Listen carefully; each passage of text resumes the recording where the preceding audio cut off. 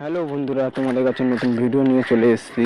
নতুন নতুন গাড়ি নিয়ে সেল করছি, গাড়ির নিউ নিউ গাড়ি। আপনাদের যদি গাড়ি কেনার ইচ্ছা হয় তা আমাদের সঙ্গে কন্ট্যাক্ট করতে পারেন। কন্ট্যাক্ট করেন, গাড়ি এসে দেখে যান, নিতে হবে না। গাড়ি দেখে যান, গাড়ি যদি ভালো হয় তারপরে আপনারা গাড়ি নেবেন।